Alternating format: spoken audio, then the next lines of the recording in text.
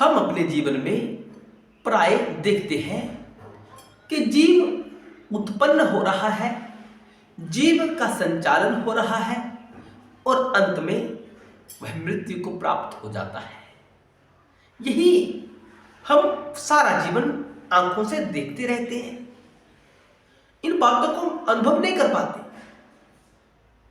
ब्रह्मा सृष्टि का निर्माण करते हैं, यानी उत्पन्न करने वाली शक्ति जो ब्रह्मा कहलाती है वह सृष्टि का निर्माण करती है। नारायण यानी जो संचालन का कृत्य करते हैं उनके द्वारा सृष्टि का संचालन होता है और अंत में बाबा महाकाल के द्वारा सृष्टि का संहार किया जाता है।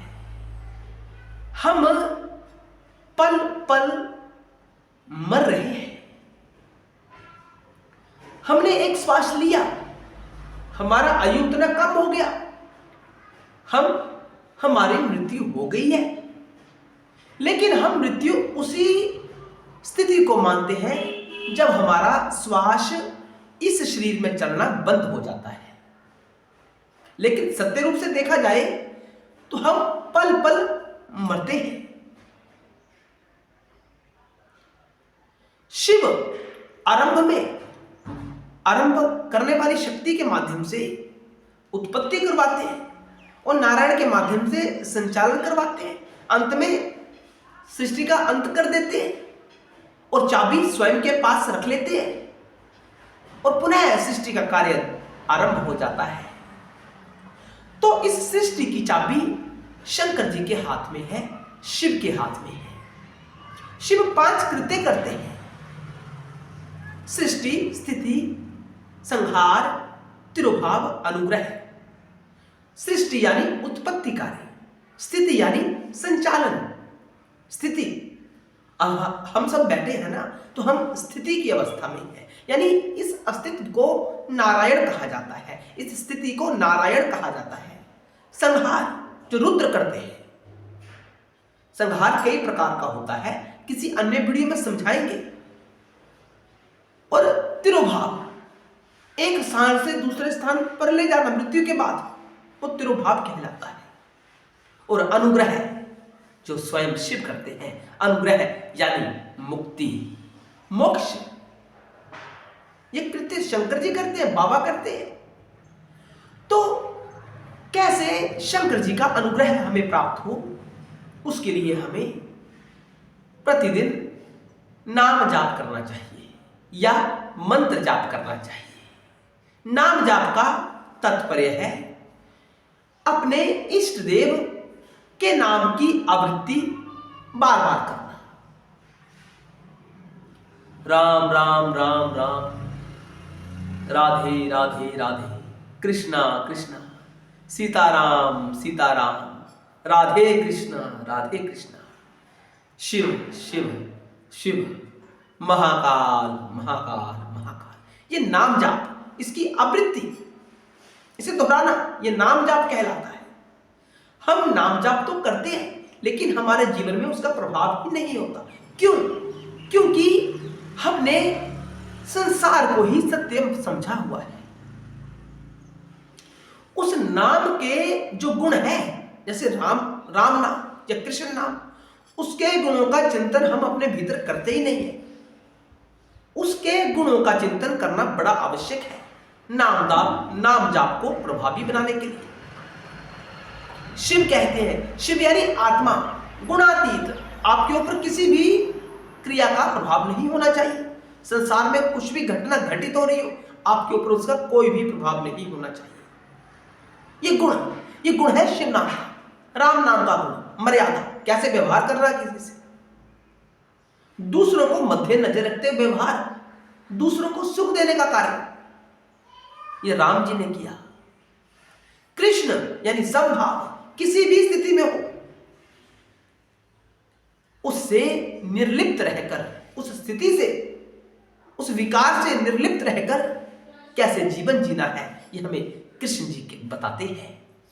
तो हम इनके गुणों को ध्यान में रखते हुए जब हम नाम जाप करते हैं तो उसका प्रभाव अवश्य होता है। हमने इसे संसार का विषय बनाया हुआ है कि मैं प्रतिदिन नाम जाप करता हूं, संसारिक विषय दिखाने के लिए।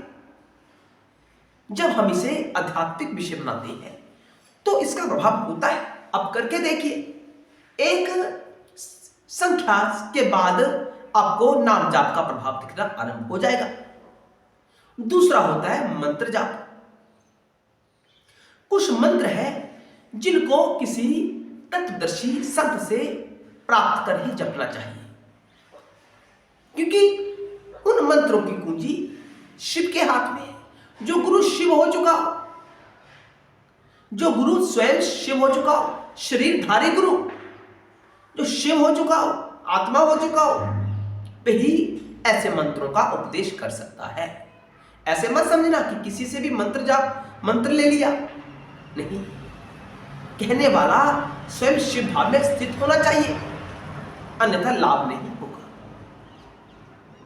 कुछ मंत्र को गुरु से पाकर जपना चाहिए और कुछ मंत्रों को हम स्वतः भी, जैसे ओम नमः शिवाय या नमः शिवाय या शिवाय नमः, इस मंत्र का जाप हम स्वयं भी कर सकते हैं। गुरु से प्राप्त किया या नहीं किया, हम इसका जाप कर सकते हैं।